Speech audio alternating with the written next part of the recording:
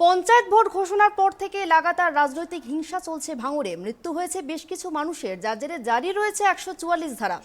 আজও ভাঙড়ে বোমা ফেটে আহত হলেন 4 জন। পঞ্চায়েত ভোট ঘোষণার পর থেকে লাগাতার রাজনৈতিক হিংসা চলছে ভাঙড়ে। মৃত্যুও হয়েছে বেশ কিছু মানুষের, যার জেরে জারি হয়েছে 144 ধারা। কিন্তু এই 144 ধারা জারি করেও যে অশান্তি এড়ানো যাচ্ছে না ভাঙড়ে, তা আজ চোখে আঙুল দিয়ে দেখিয়ে দিল আজকের বোমা বিস্ফোরণ। আজও ভাঙড়ে বোমা ফেটে আহত হলেন 4 জন।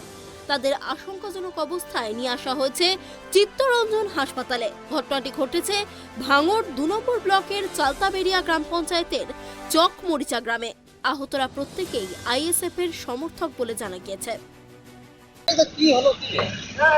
হলো বলতে আমরা এখানে এসে দেখলাম যে শুনলাম যে আমাদের ওই আইএসএফ এর ছেলেরা বোম মারছিল, বোম মারতে মারতে বোম বাস্ট হওয়ার পরে ওরা একটা গাড়ি করে এখানে আসছিল। এখানে আমাদের কেস থানার পুলিশ তাদেরকে আটক করে এবং হাসপাতালে পাঠিয়েছে।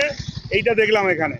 এবং আইএসএফ যেভাবে নওশাদ সিদ্দিকীর নেতৃত্বে যেভাবে ভাঙড়ের সন্ত্রাস, এবং এই যে আমাদের এত শান্তিপূর্ণ এলাকার উপর থেকে এই সমস্ত সমাজ বিরোধী আসছে বাইরে থেকে, এটা অবিলম্বে বন্ধ করতে প্রশাসন অনুরোধ, নইলে কিন্তু বৃহত্তর আন্দোলন ভাঙড়ের বুকে হবে সাধারণ মানুষকে নিয়ে।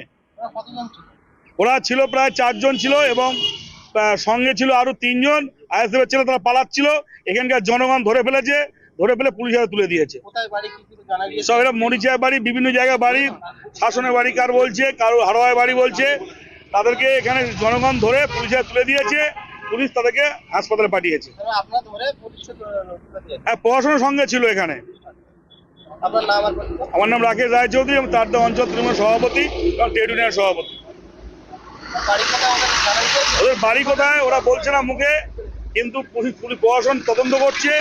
এবং 3 জনের অবস্থা দেখলাম খুবই খারাপ, এবং বোম যে বাঁধতে হয়েছে ওদের অবস্থা এরকম শোচনীয় হয়েছে দেখলাম। এটা লজ্জা হওয়া উচিত নওশাদ সিদ্দিকীর, যে ভোটে পরাজয় হওয়ার পরেও যে ভাঙড়ে সন্ত্রাস করবে।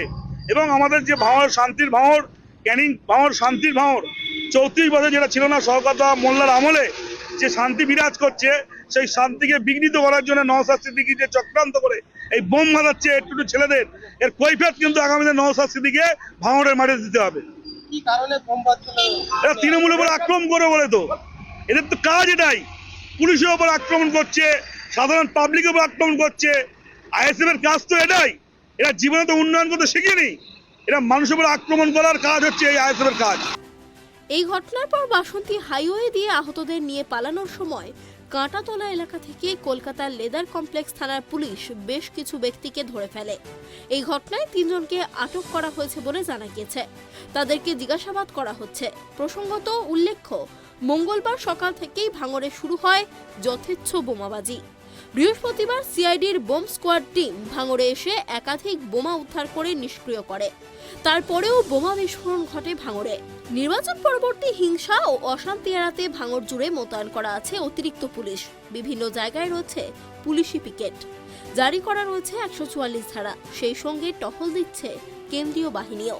তারপরেও ভাঙড়ে ঘটছে বিস্ফোরণ। ভাঙড় থেকে গোপাল শীলের রিপোর্ট, ট্রাইব টিভি।